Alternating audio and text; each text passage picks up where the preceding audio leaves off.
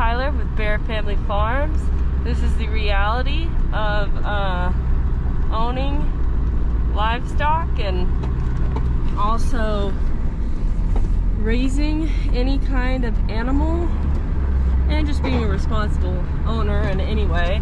So we are headed out to give the goats some more hay. It feels like -2 out here in Texas in our location. We're getting some flurries.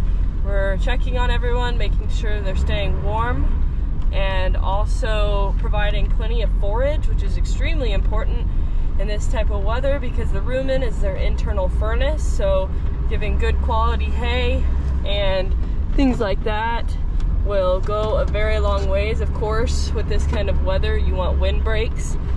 We have natural windbreaks with trees and brush.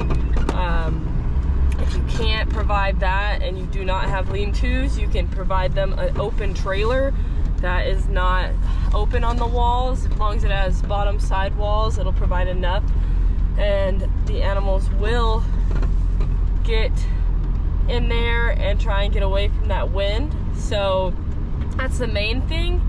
So if you can provide windbreaks, as well as if it's raining or snowing, if they can have some kind of roof over them, that's great.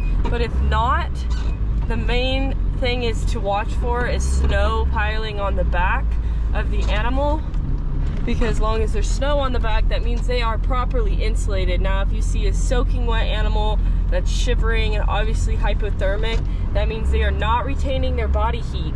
So that means that they do need more intervention.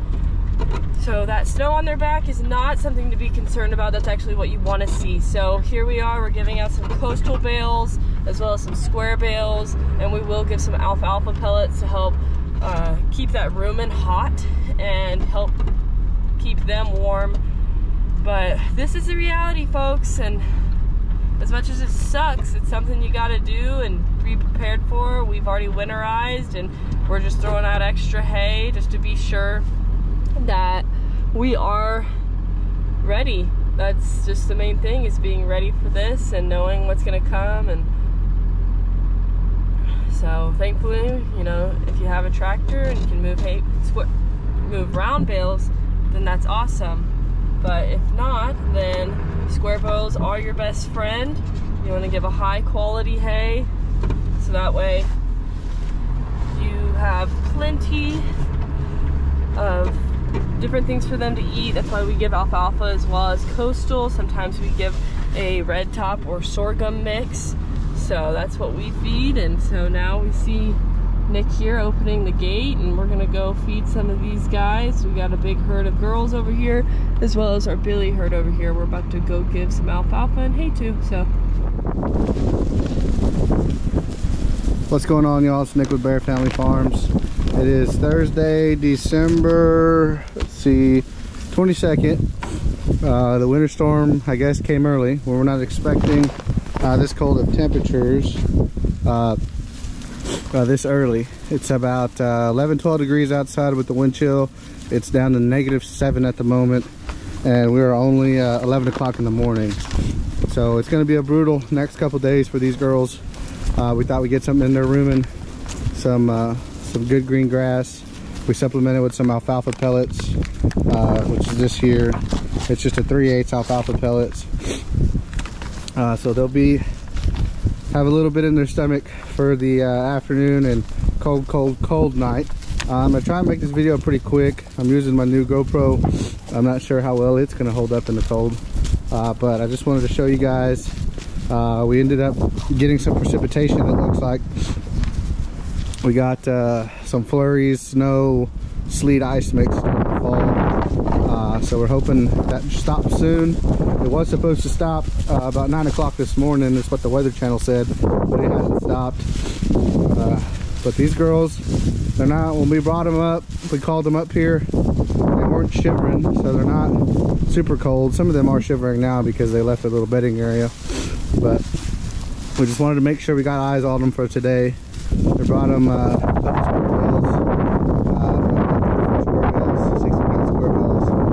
spread it out, and we also give some alfalfa pellets too, and a bunch of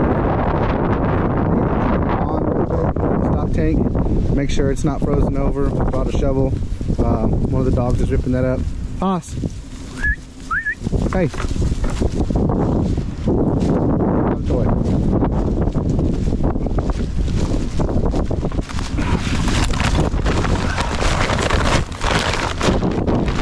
But anyways, they're still eating, they're getting mineral, they look good, they got a good coat. Nothing like this. I don't think they've been through anything this cold. Been through this February, but this is definitely going to be the coldest that they've been through. We like to spread out this hay. We don't like to put it in a bunch because nannies get to ramming each other. You end up getting miscarriages, and you don't ever know how they miscarried, and about 80% of the time it ends up being a nanny ramming another nanny for feed. So we're trying to spread it out. Everybody wants a little love. Everybody's looking good. Let's go down and check the tank real quick. Alrighty, well, we made it down here to the pond here. I was able to hop over that fence, so I'm assuming the battery is dead or the fence is down somewhere. I need to come over here in the four-wheeler. I can't get all the way around this pasture in that big truck over there. But we'll go over and pull that battery off here in a second. But the tank's looking good. It's not frozen over yet. I imagine it probably will tonight. Like I said, Weather Channel saying feels like -7 on my app is what we got going on here. But it looks like the water's good. The goats are still able to hydrate. They still do drink when it's this cold, but this sleet flurry stuff is starting to cover the ground pretty good. We're hoping, like I said, it stops soon.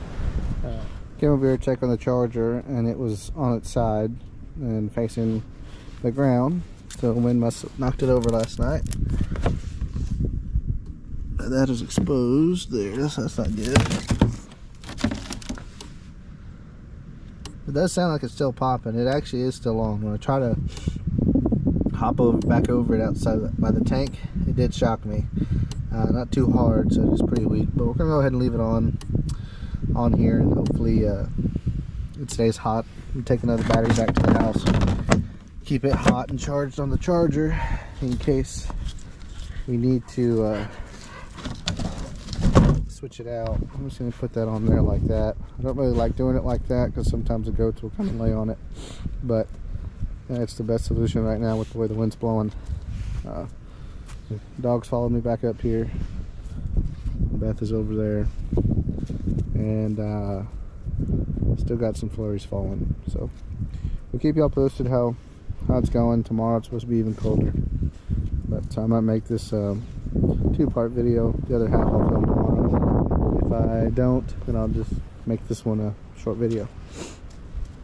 We're probably able to drive around this pen about a quarter of the way in that truck, and so far it's been up, it hasn't been down. So I did learn last year about this fence. It does not hold up good lines. So as long as this stuff doesn't start sticking to the fence, it shouldn't fall down. But at least I know about 25% of it is still up, and I don't believe that the goats are going to leave the cover of this 40-acre wooded area. So as of right now, that Premier 1 electro stop fence is holding up good in -7-degree weather. The charger and battery and controller were on. Just not super hot, obviously, because yesterday we did not have that much sun, and today we're not going to have much sun. So that's why I'm going to keep a battery on the charger. I'm going to go put this other battery on the charger and keep it hot. That way